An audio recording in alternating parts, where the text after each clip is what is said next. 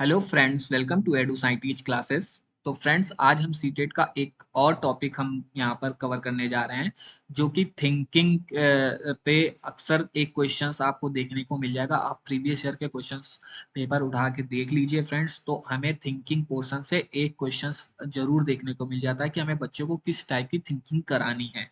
तो उसमें आपको हिंदी नेम अपसारी चिंतन या अभिसारी चिंतन कराना चाहिए। इस तरह के क्वेश्चंस हमें देखने को सीटेट में मिल जाता है। तो इस पोर्शन से एक नंबर का क्वेश्चन हर हाल में पेडागोजी में आता है फ्रेंड्स।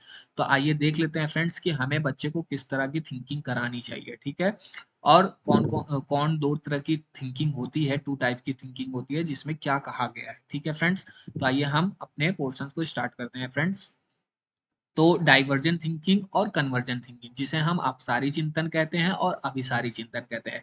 तो डाइवर्जेंट थिंकिंग में क्या कहा गया है फ्रेंड्स कि thinking of all possible ways to reach a solution, यानी इसमें क्या होता है, मैनी सोल्यूशन होता है। यानी डाइवर्जेंट थिंकिंग में क्या होता है कि मैनी सोल्यूशन होता है, बच्चे के पास मैनी सोल्यूशन होता है प्रॉब्लम सॉल्व करने के लिए। ठीक है फ्रेंड्स। और कन्वर्जेंट थिंकिंग क्या होता है, thinking for a final solution, यानी इसमें खाली एक सोल्यूशन होता है। ठीक है फ्रेंड्स। और इसमें क्या होता है, डाइवर्जेंट थिंकिंग में relates to open ended questions, यानी कि इसमें क्या होता है, relates to open ended questions होते हैं, इसमें टू वे थिंकिंग होती है। और कन्वर्जेंट थिंकिंग में क्या होता है, relates to close ended questions, यानी कि इसमें वन वे थिंकिंग होती है, यानी कि वन वे थिंकिंग की जाती है। ठीक है फ्रेंड्स। और relates to close ended questions, यानी जो कन्वर्जेंट थिंकिंग है ये फ्रेंड्स हमें बच्चे को नहीं कराना है, ये नेगेटिव पोर्शंस होता है। और जो डाइवर्जेंट थिंकिंग है फ्रेंड्स, उसे हमें बच्चे को कराना है, क्योंकि डाइवर्जेंट जो थिंकिंग होती है वो पॉजिटिव टैग वर्ड है। ठीक है फ्रेंड्स। तो इसलिए मैंने टैग वर्ड में भी आपको बताया है कि हमें बच्चे को डाइवर्जेंट थिंकिंग करानी है। ठीक है फ्रेंड्स। और क्लोज कन्वर्जेंट थिंकिंग नहीं कराना है, क्लोज एंडेड क्वेश्चंस नहीं कराना है हमें। और बच्चे को हमें ओपन एंडेड क्वेश्चंस कराना है, डाइवर्जेंट थिंकिंग कराना है। ठीक है फ्रेंड्स। इस तरह के हमें पॉजिटिव टैग वर्ड को ढूंढ के हमें पेडागोजी को सॉल्व करना है। ठीक है फ्रेंड्स। और क्या होता है डाइवर्जेंट थिंकिंग में फ्रेंड्स की क्रिएटिव होता है। इसमें क्या होता है, क्रिएटिव को जैसे मैंने आपको पिछली क्लास में मैंने क्रिएटिव के थिंकिंग के बारे में बताया कि क्रिएटिव थिंकिंग में क्या होता है। इसमें क्रिएटिव थिंकिंग में क्या होता है, बच्चा न्यू आइडियाज लेके आता है। तो इसमें बच्चे के अंदर फ्लेक्सिबिलिटी होती है, बच्चा न्यू न्यू आइडियाज लेके आता है। ठीक है फ्रेंड्स। उसे हम क्रिएटिव थिंकिंग कहते हैं और इसे हम डाइवर्जेंट थिंकिंग में रखते हैं। ठीक है फ्रेंड्स। और जो कन्वर्जेंट थिंकिंग होता है वो क्या होता है, इंटेलिजेंस बेस पे होता है। ठीक है फ्रेंड्स। इंटेलिजेंस बेस पे कन्वर्जेंट थिंकिंग होता है। और जो डाइवर्जेंट थिंकिंग में और क्या देखने को मिलता है, ये स्पॉन्टेनियस एंड फ्री फॉलोइंग होता है। ठीक है फ्रेंड्स। और काइंड ऑफ ब्रेन स्टॉर्मिंग, यानी कि इसमें ब्रेन स्टॉर्मिंग हम बच्चे से करवाते हैं डाइवर्जेंट थिंकिंग में। और जो कन्वर्जेंट थिंकिंग होती है ये सिस्टमैटिक होती है, यानी एक सिस्टमैटिक ढंग से होती है। और लॉजिक होता है, इसमें स्पीड होती है, इसमें कन्वर्जेंट थिंकिंग में एक्यूरेसी होती है इसमें फ्रेंड्स, कन्वर्जेंट थिंकिंग में। ठीक है फ्रेंड। तो हमें बच्चे को कन्वर्जेंट थिंकिंग नहीं कराना है हर हाल में। ठीक है फ्रेंड्स। हमें बच्चे को डाइवर्जेंट थिंकिंग हमेशा कराना है, ये पेडागोजी में आपको ध्यान रखना है। कोई भी आपको कोर्स, कोई भी पेपर में, यानी कोई भी जैसे कि आपको हिंदी, इंग्लिश, क्या कहते हैं, सोशल साइंस, और क्या कहते हैं, सीडीपी में आपको जहां पर भी थिंकिंग से रिलेटेड क्वेश्चंस आ गया पेडागोजी में कि हमें बच्चे को किस टाइप की थिंकिंग करानी है, ब्रेन स्टॉर्मिंग करानी है, हमें ओपन एंडेड क्वेश्चंस कराना है, डाइवर्जेंट थिंकिंग कराना है, क्रिएटिव थिंकिंग कराना है, तो ये पॉजिटिव वर्ड्स हैं फ्रेंड्स। और हमें पॉजिटिव वर्ड्स को ही ढूंढना है। अगर क्वेश्चंस पेपर में क्वेश्चंस में पूछे कि हमें बच्चे को क्या कराना है, और अगर क्वेश्चंस पेपर में पूछ ले क्या नहीं कराना है, तब ये इस तरह के नेगेटिव वर्ड्स को ढूंढना है। ठीक है फ्रेंड्स। ये ध्यान रखिएगा क्वेश्चन सॉल्व करते समय। और क्वेश्चन सॉल्व करते समय क्वेश्चंस को जरूर ध्यान से पढ़कर ही आंसर पर टिक करने की कोशिश करिएगा फ्रेंड्स, नहीं तो आपके एक नंबर जल्दबाजी में गलत हो जाएंगे। ठीक।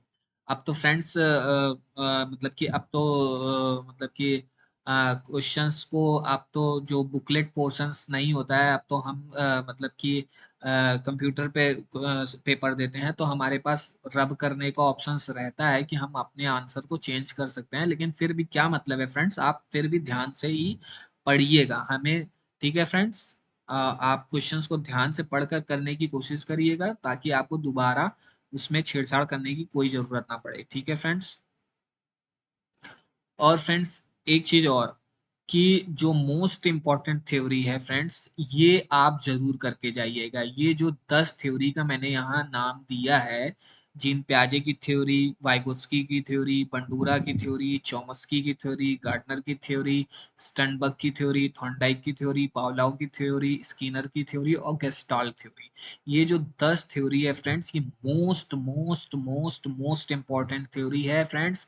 आप प्रीवियस ईयर के क्वेश्चंस पेपर उठा के देख लीजिए, इन थ्योरी में से हमेशा क्वेश्चंस पूछा है एग्जामिनर ने सीटेट में।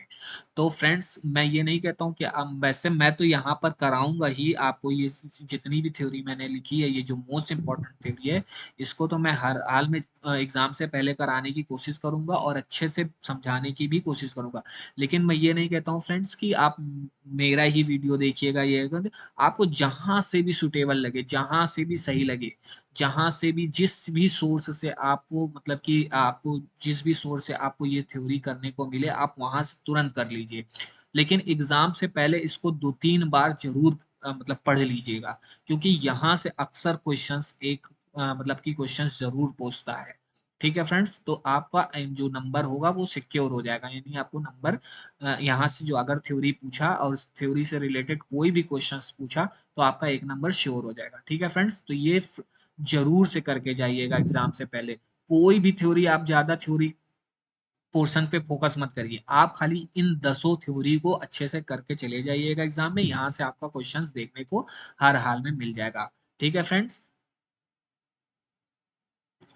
तो थॉर्नडाइक ने बिहेवियर थ्योरी दी है। कौन सी थ्योरी दी है? बिहेवियर पे थ्योरी दी है थॉर्नडाइक ने। मैंने आपको जो थ्योरी से रिलेटेड लिस्ट भी प्रोवाइड कर दी है फ्रेंड्स, अगर आप लोगों ने उस वीडियो को नहीं देखा है तो जाके उस वीडियो को देख लीजिएगा। उसमें मैंने थ्योरी से रिलेटेड जितनी भी जो जो राइटर ने थ्योरी कौन कौन सी दी है, वो थ्योरी का नाम प्लस राइटर उसमें मेंशन है फ्रेंड। उसको सिर्फ आप एक बार लगा के कानों में लीड लगा के सिर्फ सुन लीजिएगा, आपको सुन के सारी कौन से राइटर ने किस तरह की थ्योरी दी है वो आपको पता चल जाएगी। ठीक है फ्रेंड्स। तो थॉर्नडाइक ने बिहेवियर थ्योरी दी है, और उसमें थ्योरी का नाम क्या है? ट्रायल एंड एरर थ्योरी दिया है, जिसे हम आल्सो नोन एज किस नाम से जानते हैं? एसआर थ्योरी के नाम से भी जानते हैं। इसे हम बाउंड थ्योरी भी कहते हैं, कनेक्शनिज्म थ्योरी भी कहते हैं। ठीक है फ्रेंड। और एक्सपेरिमेंट किस पे किया है थॉर्नडाइक ने? कैट पे किया है। थॉर्नडाइक ने अपने Thorndike gave law of learning. Thorndike ने लॉ ऑफ लर्निंग पे टू टाइप्स बताया है। लॉ ऑफ लर्निंग के टू टाइप्स बताया है। पहला कौन सा टाइप है? Primary law of learning. दूसरा टाइप्स है सेकेंडरी लॉ ऑफ लर्निंग। तो प्राइमरी लॉ ऑफ लर्निंग में और सेकेंडरी लॉ ऑफ लर्निंग में कौन कौन से टाइप्स, मतलब क्या क्या, मतलब कौन कौन से टाइप्स बताए हैं फ्रेंड्स, ये देख लेते हैं कि उसमें कौन कौन से प्राइमरी लॉ में आते हैं और कौन कौन से सेकेंडरी लॉ में आते हैं। ठीक है फ्रेंड्स। और सीटेट में अक्सर यहाँ से एक क्वेश्चन हर हाल में क्वेश्चंस देखने को मिलता है। आपको 3 नाम प्राइमरी लॉ के दे देंगे क्वेश्चंस पेपर में, और एक नाम सेकेंडरी लॉ का दे देगा। तो पूछ लेगा कि थॉर्नडाइक ने सेकेंडरी लॉ कौन से दिया है। तो अगर आपको तीन तीन नाम ये जो प्राइमरी लॉ को अगर पता रहेगा फ्रेंड, तो आप तुरंत सेकेंडरी लॉ को तुरंत पकड़ लोगे। ठीक है। और अगर मान लो कभी कभी घुमा के क्वेश्चन ये दे देता है कि आपको सेकेंडरी लॉ के नाम दे देगा, 3 नाम सेकेंडरी लॉ के दे देगा और एक नाम प्राइमरी लॉ का दे देगा एग्जामिनर। तो आपसे पूछ लेगा थॉर्नडाइक का प्राइमरी लॉ कौन सा, यानी मुख्य नियम क्या है। तो आपको जब उसका तीनों का नाम याद रहेगा, तभी तो आप फ्रेंड्स उसमें से मतलब कि ढूंढ पाओगे कि हाँ प्राइमरी लॉ में थॉर्नडाइक ने कौन सा नियम बताया है। ठीक है फ्रेंड। तो आइए देख लेते हैं फ्रेंड्स कि प्राइमरी लॉ कौन कौन से हैं और सेकेंडरी लॉ कौन कौन से हैं। तो ठीक है फ्रेंड्स। और सीटेट में अक्सर प्राइमरी लॉ से क्वेश्चन जरूर पूछता है, और जो सेकेंडरी लॉ से अक्सर जो लर्निंग के जो सेकेंडरी लॉ ऑफ लर्निंग है, वो उसमें सीट एस्टेट में जरूर यहाँ से क्वेश्चंस पूछता है। ठीक है फ्रेंड्स। यहाँ से क्वेश्चन उठा के पूछ लेता है। आइए फ्रेंड्स देख लेते हैं कि प्राइमरी लॉ कौन कौन से हैं। तो लॉ ऑफ रेडीनेस, जिसे हम तत्परता का नियम भी कहते हैं, थॉर्नडाइक ने जो मुख्य नियम में कौन से तीन नियम बताए हैं लर्निंग के, तो लॉ ऑफ रेडीनेस यानी जिसे हम तत्परता का नियम कहते हैं। इसे also known as law of motivation, यानी इसे और किस नाम से जाना जाता है, लॉ ऑफ मोटिवेशन के नाम से भी जाना जाता है। तो फ्रेंड्स जो लॉ ऑफ रेडीनेस है इसका सब सब नेम भी है, सब सब टाइटल नेम है। तो आप ये भी जाने रहिए, क्योंकि फ्रेंड्स आजकल सीधा सीधा ये नहीं उठा के दे देता है कि लॉ ऑफ रेडिनेंस यानी तत्परता का नाम तत्परता का नियम। कभी कभी क्या होता है कि उसका जो सब टाइटल नेम है वो उठा के दे देता है। तो आपको दोनों नेम जाने रहना है, तभी आप ढूंढ पाओगे। क्योंकि हो सकता है थोड़ा सा क्वेश्चन मॉडरेट टाइप का पूछ ले, मॉडरेट टू डिफिकल्टी कर दे। तो इस तरह अगर आप जाने रहोगे डीपली तो आप तुरंत वहां पर ढूंढ लोगे। ठीक ठीक है फ्रेंड्स, आपका एक नंबर सिक्योर हो जाएगा। ठीक है, हमें थोड़ा स्मार्ट वर्क करना है। ठीक है फ्रेंड्स, वहां पर हमें एक एक नंबर का वहां पर अपना गेन करना है। ठीक है फ्रेंड्स, तो लॉ ऑफ रेडीनेस को क्या कहते हैं, तत्परता का नियम, जिसे हम also known as law of motivation के नाम से भी जानते हैं। और लॉ ऑफ इफेक्ट यानी कि जिसे हम प्रभाव का नियम कहते हैं। थॉर्नडाइक ने दूसरा नियम कौन सा दिया है, प्रभाव का नियम, जिसे हम also known as pleasure pain law के नाम से भी जानते हैं। तीसरा जो लॉ है, लॉ ऑफ एक्सरसाइज, जिसे हम अभ्यास का नियम कहते हैं। थॉर्नडाइक ने तीसरा लॉ दिया है अभ्यास का नियम, जिसे also known as law of practice, जिसे हम लॉ ऑफ प्रैक्टिस के नाम से जानते हैं, लॉ ऑफ यूजेज यूज के नाम से जानते हैं, लॉ ऑफ डिसयूज के नाम से जानते हैं। ठीक है फ्रेंड, अब देख लेते हैं फ्रेंड्स सेकेंडरी लॉ में कौन कौन से नाम हैं। तो सेकेंडरी लॉ में लॉ ऑफ मल्टीपल रिस्पॉन्स, जिसमें क्या होता है कि ये सेकेंडरी लॉ में जो पहला लॉ दिया है लॉ ऑफ मल्टीपल रिस्पॉन्स, यानी 8 लॉ दिए हैं फ्रेंड थॉर्नडाइक ने सेकेंडरी लॉ लॉ में, जिसे हम गौड़ नियम कहते हैं। ठीक है फ्रेंड, तो लॉ ऑफ मल्टीपल रिस्पॉन्स में क्या होता है कि लॉ ऑफ इसे जो ठीक है friends, law of multiple response. ठीक, दूसरा क्या है, लॉ ऑफ पार्शियल एक्टिविटी, यानी जो लॉ ऑफ पार्शियल एक्टिविटी क्या है फ्रेंड्स की इसमें क्या होता है कि इसमें क्या होता है कि कोई जरूरी नहीं है कि लर्नर को सारी चीज पर अपना रिस्पॉन्स देना चाहिए। ठीक है फ्रेंड, इसमें ये कहा गया है कि कोई जरूरी नहीं है कि लर्नर को अपनी सारी चीज पर रिस्पॉन्स देना चाहिए, जिससे उसे लगता है, मतलब जिस पर उसे लगता है कि उसकी प्रिपरेशन बेस्ट आएगी, वो पार्शियली उस चीज को सेट कर सकता है। ठीक है फ्रेंड, इसमें ये कहा गया लॉ ऑफ मेंटल सेट, यानी कि इसमें क्या होता है, मेंटली शुड हेल्दी। ठीक है, इस नियम में मेंटली शुड मतलब मेंटली यू शुड हेल्दी। ठीक है फ्रेंड, फिर लॉ ऑफ एनालॉगी, जिसे हम असिमिलेशन भी कहते हैं। इसमें लॉ ऑफ एनालॉगी, जिसे हम लॉ ऑफ एसिमिलेशन भी कहते हैं, जिसमें क्या होता है, सेम रिस्पॉन्स देता है बच्चा, यानी अपने जो बच्चा है अपने से मतलब सेम एज पास्ट रिस्पॉन्स दे देता है। ठीक है फ्रेंड्स, फिर क्या है, लॉ ऑफ एसोसिएट शिफ्टिंग, यानी कि इसमें इसमें क्या कहा है, थॉर्नडाइक ने इसमें क्या बताया है कि एक रिस्पॉन्स यानी एक सिचुएशन पर, यानी एक सिचुएशन से दूसरे सिचुएशन पर शिफ्ट करने को मतलब कि एक सिचुएशन को दूसरे सिचुएशन पर एक टाइम पर शिफ्ट करने को हम क्या कहते हैं, लॉ ऑफ एसोसिएट शिफ्टिंग कहते हैं। ठीक है friend, law of primary, law of primary का नियम दिया है फ्रेंड, लॉ ऑफ रिसेंसी यानी कि रिवीजन, जिसमें हम रिवीजन करके जाते हैं। जैसे कि क्या होता है कि एग्जाम से पहले हम क्या करते हैं, रिवीजन करके जाते हैं, ताकि हमें एग्जाम में वो चीजें याद आ जाए। ठीक है फ्रेंड्स, अगर हम रिवीजन करके जाते हैं तो वो एग्जाम में अगर उस टाइप के क्वेश्चंस अगर आ गए, अगर जो चीज हमने रिवीजन करके गए हैं, अगर वो चीज वो क्वेश्चन हमने देखा एग्जाम में, तो वहां पर वो क्या होता है कि हमें तुरंत याद आ जाता है, तो उसे ही हम क्या होता है, लॉ ऑफ रिसेंसी कहते हैं।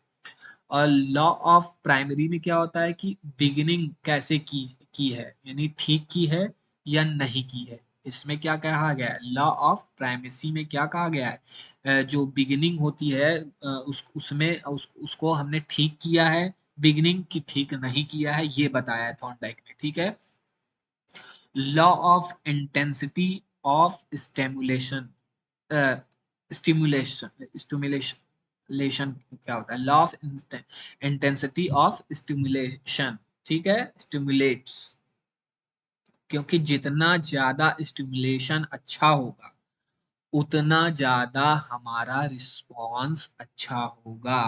थॉर्नडाइक ने ये बताया है इस नियम में, law of intensity of stimulus, यानी जितना अच्छा जितना स्ट्रांग हमारा स्टिमुलस होगा उतना ही अच्छा हम रिस्पॉन्स देंगे। ठीक है फ्रेंड्स, तो ये गॉड नियम में थॉर्नडाइक ने ये 8 नियम गॉड नियम में बताए हैं फ्रेंड्स। और अक्सर क्वेश्चंस पेपर में आपको 3 नियम दे देगा प्राइमरी लॉ का, और एक नियम उठा के गॉड नियम का दे देगा जिसे हम सेकेंडरी लॉ कहते हैं। और उसमें अगर क्वेश्चन से पूछ लेगा कि थॉर्नडाइक ने सेकेंडरी लॉ कौन से दिया है, तो आप ये नियम लॉ का नाम जाने रहेंगे तो आप तुरंत उसमें ढूंढ लेंगे। और कभी कभी क्या होता है कि सेकेंडरी लॉ का 3 नाम दे देगा और एक नाम उठा के प्राइमरी लॉ का दे देगा और पूछेगा कि थॉर्नडाइक ने मुख्य नियम या प्राइमरी लॉ कौन सा दिया है, तो आप तुरंत, अगर आप नाम आपको पता रहेगा तो आप तुरंत पकड़ लोगे। ठीक है फ्रेंड्स, तो आप मेरे ख्याल से, मैं तो कहता हूँ आप ये तीनों नाम याद कर लो, कंठस्थ कर लो, दिमाग में बैठा लो, आप तुरंत क्वेश्चंस पेपर में जैसे भी घुमा के क्वेश्चन पूछेगा आप पकड़ लोगे।